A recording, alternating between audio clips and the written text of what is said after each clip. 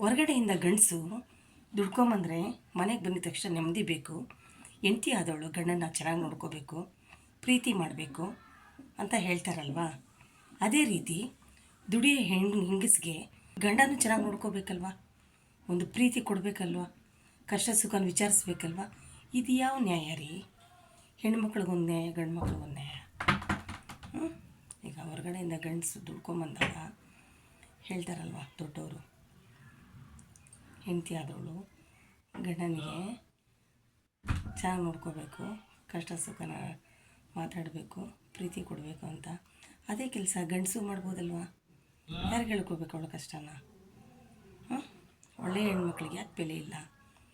ತನ್ನ ಸರ್ವಸ್ವನೇ ಮಕ್ಕಳು ಗಂಡ ಅನ್ನೋ ಹೆಣ್ಣಿಗೆ ಯಾಕೆ ಬೆಲೆ ಇಲ್ಲ ಅಂತ ಗಂಡಸರಿಗೆ ನಾನು ಹೇಳ್ತಿರೋದು, ಎಲ್ಲರಿಗೂ ಹೇಳ್ತಿಲ್ಲ. ದಯವಿಟ್ಟು ಹೇಳ್ತೀನಿ, ಹೆಣ್ಣನಲ್ಲ ನಿಮ್ಮ ಹೆಂಡತಿನ ಅರ್ಥ ಮಾಡ್ಕೊಳ್ಳಿ, ಗೌರವ ಕೊಡಿ, ಪ್ರೀತಿ ಮಾಡಿ. ಒಂದು ಸರ್ತಿ ಕಳ್ಕೊಂಡ್ರೆ ಮತ್ತು ಜೀವನದಲ್ಲಿ ಹೆಂಡ್ತಿ ಅನ್ನೋ ಸ್ಥಾನ ತುಂಬೋದಕ್ಕೆ ಯಾವಳು ಬಂದರೂ ಆಗಲ್ಲ ನಿಮ್ಮ ಜೀವನದಲ್ಲಿ. ಕಟ್ಕೊಂಡ್ರೆ ಹೆಂಡ್ತಿಗೆ ಮೋಸ ಮಾಡದೆ ಅವಳನ್ನ ಅರ್ಥ ಮಾಡಿಕೊಂಡು ಪ್ರೀತಿ ಮಾಡೋದು ಕಲೀರಿ, ಗೌರವ ಕೊಡಿ. ಆಚೆ ಕಷ್ಟಪಟ್ಟು ಬಂದಿರ್ತಾರೆ, ಮನೆಯಲ್ಲಿ ಗಂಡನ ಕಡೆಯಿಂದ ನೆಮ್ಮದಿ ಇಲ್ಲ, ಸುಖ ಇಲ್ಲ ಅಂದರೆ ಆ ಹೆಣ್ಣು ಯಾರಿಗೆ ಹೇಳ್ಕೋಬೇಕು? ಎಷ್ಟೋ ಜನ ಈ ಕಾಲದಲ್ಲಿ ಎಷ್ಟು ದಾರಿ ತಪ್ಪಿದ್ದಾರೆ ಹೆಣ್ಮಕ್ಳು.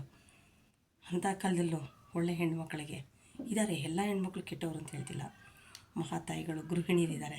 ಅಂಥ ಹೆಣ್ಮಕ್ಳಿಗೆ, ಅಂಥ ನಿಮ್ಮ ಹೆಂಡತಿಯರಿಗೆ ಪ್ರೀತಿ ಮಾಡಿ, ಗೌರವ ಕೊಡಿ.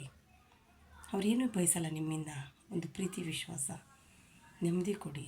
ದಯವಿಟ್ಟು ಅರ್ಥ ಮಾಡ್ಕೊಳ್ಳಿ. ಹೆಂಡತಿರ ಮನಸ್ಸು ಯಾರು ನೋಯಿಸಬೇಡಿ. ಹೊರಗಡೆ ದುಡ್ಕೊಬರೋ ಗಂಡಸು ಎಷ್ಟು ಇಂಪಾರ್ಟೆಂಟು, ಹೊರಗಡೆ ದುಡ್ಕೊಬರೋ ಹೆಂಡ್ತಿನೂ ಅಷ್ಟೇ ಇಂಪಾರ್ಟೆಂಟು.